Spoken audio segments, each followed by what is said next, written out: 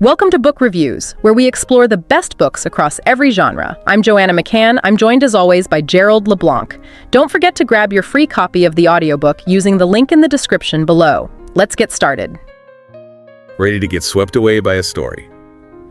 We're cracking open The Blackbird Oracle by Deborah Harkness today. Ooh, excellent choice. It's got everything: history, fantasy, mystery, magic, family secrets, and we've got some really intriguing excerpts to dig into today. Perfect for our deep dive then. Right. So imagine, okay, you're Diana Bishop, you're a historian. Which is already cool. Totally. Yeah. But you're also a witch. And you're trying to, start fresh after this crazy semester at Yale, and you get this invitation. Oh, I love when stories start with an invitation, like what's gonna happen? Right. But it's from a great aunt Diana didn't even know existed. Oh, so there's family secrets right away. Oh yeah, we're just getting started. But on top of that, Diana starts seeing ravens, like everywhere. Ravens are always a little ominous, right? Wouldn't you think? Something's coming. For sure. It's like Harkness is setting the mood, right? Giving us those spooky vibes. Totally. And as if that wasn't enough, her daughter, Becca, finds this bone ring. I don't know about you, but... Oh, bone rings. Definitely creepy. But bone's also powerful, right? Symbolic.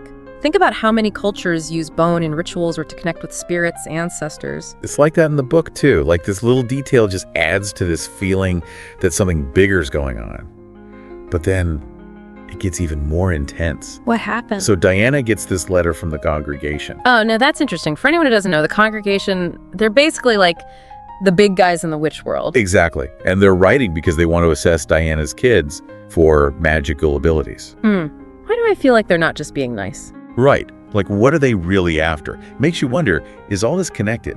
The ravens, the bone ring, now the congregation. Harkness does such a good job of throwing you right into the mystery. You're instantly hooked. For sure. And things are about to get even more interesting as we learn about Ravenswood. But we'll save that for after a quick break. So, Ravenswood.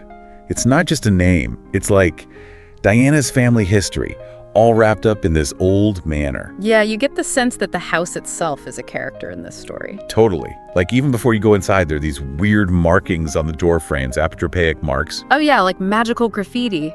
But instead of spray paint, it's protection spells. Exactly. And then you find out that Diana's family on her dad's side, the Proctors, they're known for this higher magic, whatever that means. It's not just your average potion brewing. It's like next level magic. Powerful, but maybe dangerous too. Okay, so high risk, high reward kind of magic. Got it. And one of the things they use are these enchanted oracle cards. Not your mama's tarot deck, that's for sure. These cards are tied to some ancient, powerful magic. And they seem to have a mind of their own, especially around Diana's great aunt. It's like the cards are trying to tell them something, reveal some hidden truth. Okay, now I'm getting chills. But amidst all this magic, we also meet Diana's aunt, Naomi. Her story's kind of a warning, don't you think? Like how, even with magic, ambition can lead you down a dark path. It's true. And speaking of different paths, we've got Chris and Miriam, these scientists who think they can explain magic with genetics. Talk about a clash of worlds. Science versus magic. It makes you wonder, how would you react if something defied logic like that? Right.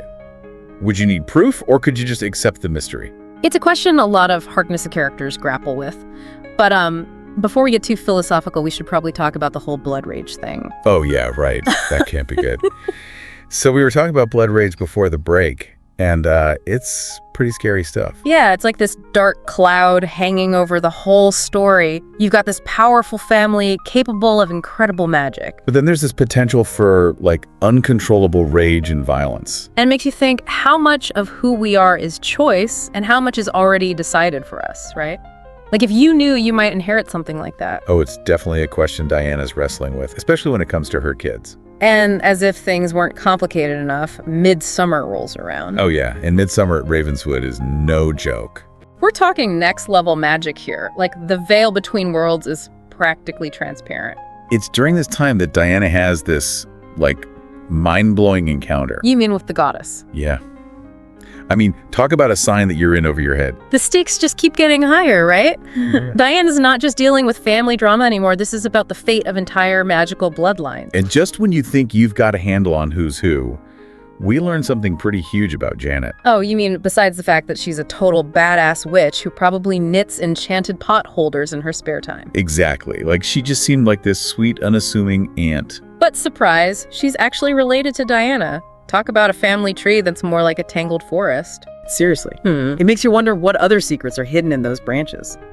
But Janet dropping that truth bomb is nothing compared to Diana's experience in the Proctor labyrinth. Oh yeah, the labyrinth. It's Yeah. like a physical manifestation of all those desires and fears we try to keep hidden. And for Diana, it becomes this test almost, like, can she face her own darkness without being consumed by it? And let's be real, that dark path is tempting. It promises power, but at what cost?